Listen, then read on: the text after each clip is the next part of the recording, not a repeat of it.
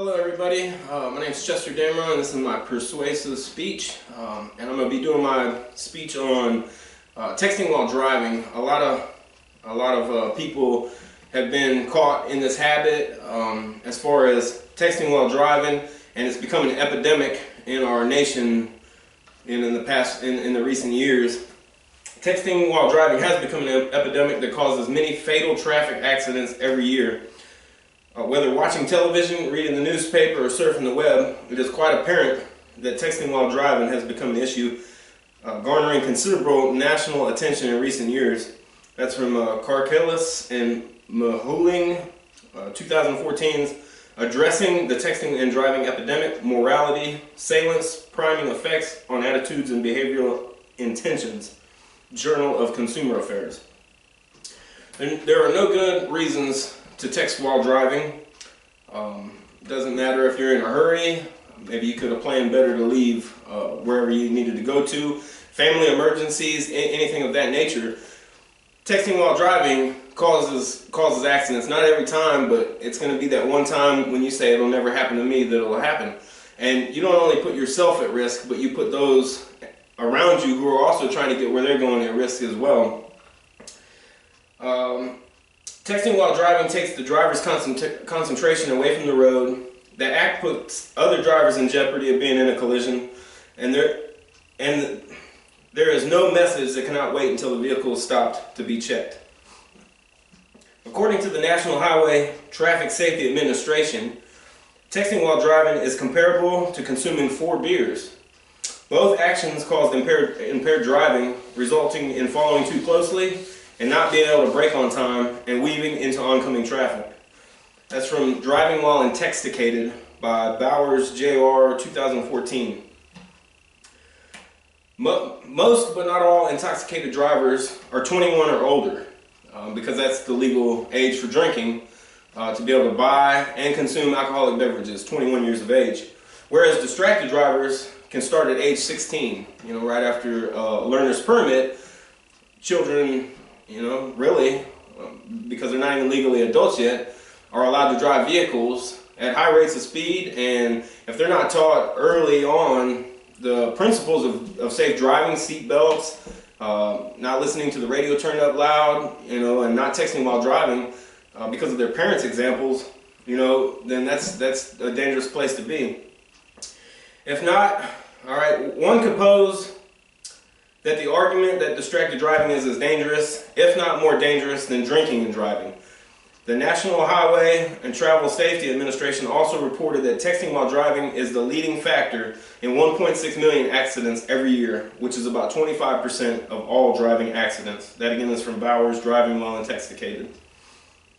Not only does the action of texting while driving put the driver and passengers, if they have passengers in the vehicle, at risk, but also other motorists who are innocently trying to get where they're going. I say it all the time, I'm going to get to where I'm going. I never think, is this person next to me going to kill me? I heard a statistic one time that 1 out of every 10 drivers is either under the influence or impaired while driving. And if you do the calculations next time you're out and about driving from where where you started to where you need to go, you pass a couple hundred cars. There's a good chance that 50, 60 people were under the influence that you've already passed. And those are dangerous calculations. I mean, we're taking our lives in jeopardy every time we get behind the wheel of our vehicle. So don't add to the problem. The National Highway Traffic Safety Administration reported that in 2012, driver distraction was the cause of 18% of all fatal crashes, with 3,328 people killed and crashes resulting in an injury with 421,000 people wounded. That's from the dangers of texting while driving off the website fcc.gov. Texting is the most alarming distraction because it involves manual, visual, and cognitive distraction simultaneously. Sending or reading a text takes your eyes off the road for 5 seconds. At 55 miles an hour, that's like driving the length of an entire football field blindfolded. It's extremely dangerous. That's from Distracted Driving, Frequently Asked Questions, Texting and Driving, or the website www.distraction.gov. As stated before, the legal age for buying and consuming alcohol is 21 years old, but most people start their driving career at the age of 16. Parents need to be talking to their children early about the dangers of texting while driving so that their children don't fall victim to this habit. The most important thing that parents can do, which many parents are not doing apparently, is setting a good example for safe driving. That's from Texting While Driving, the Parents' Role in Prevention, or the website www.pta.org.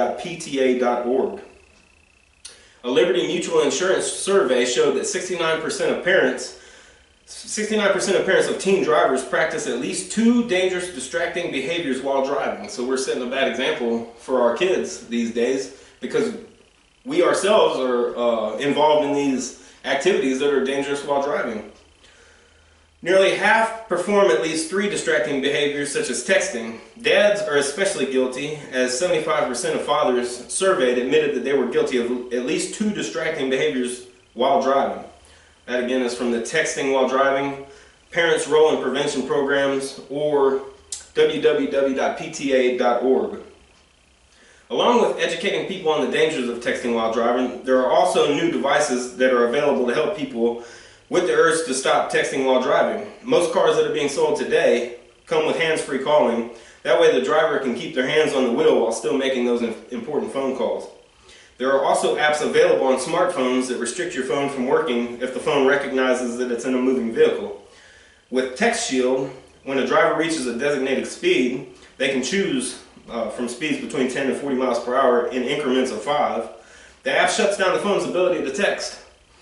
Incoming texts do not show up on the home screen, and the app sends an automatic response to the person who texted the driver, letting them know that they are driving and will respond later. That's from New App's Attempt to Stop Teens from Texting While Driving, CBS News, or www.cbsnews.com. I have an app on my phone. It's not the Text Shield, it's called Auto Insurance EZ, no texting while driving. It's on the Android market. And it actually does the same things, but the Text Shield was free, $3.99, whereas the Auto Insurance EZ was free on the Android market. And like I said, you can limit your speed wherever you want your phone to shut down. I've got this on 10 miles per hour. It'll update every 5 minutes to make sure that I'm still driving. It does kilometers per hour or miles per hour. It'll answer incoming calls if you want it to, and it'll send an SMS text that says, I can't answer on your call at the moment because my speed is, I'm doing 10 miles per hour or better. So while you're driving, if you use this app, it'll shut your phone down and it'll let people know that you're handling some important business and that you'll respond to them as soon as you're done driving.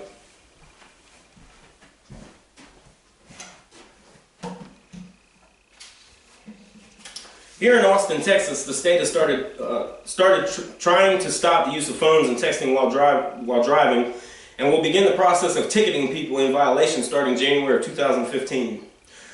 Austin's distracted driving laws expand to almost all uses of handheld phones come January the 1st. The law also applies to bicyclists. Police say a month-long warning period will lead up to the start of ticket writing February the 1st. The city has mailed out information pamphlets and is setting up roadside signs advising of the change to Austin's distracted driving law. That's from Texas Cell Phone Rules for Drivers, or the website www.handsfreeinfo.com/Texas Cell Phone Laws Legislation. There are many serious consequences involved when a person decides to text while driving. The driver not only puts himself at risk, but also his passengers and any oncoming traffic that might come into the path of the distracted driver.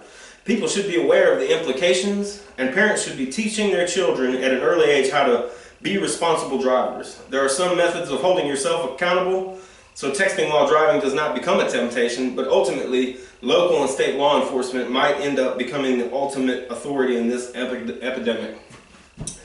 Thank you all for taking the time to listen to my persuasive speech on texting while driving and the reasons not to. And I hope that it, struck you in the heart, and that if you do have children, that this will spark up conversation with them about why they need to learn now good habits while driving. Because I drive on the road, and my daughter's going to be driving on the road too someday. And everybody, I'm sure, would appreciate people that are coherent and ready for the task of driving, which seems so simple, but it's really not. But I thank y'all once again, and I've enjoyed being in this class with everybody. So my hope for you and my prayer for you as my classmates is that we all succeed here at Crown College and go on to good things with our life, following Jesus Christ as Lord. Y'all have a good day.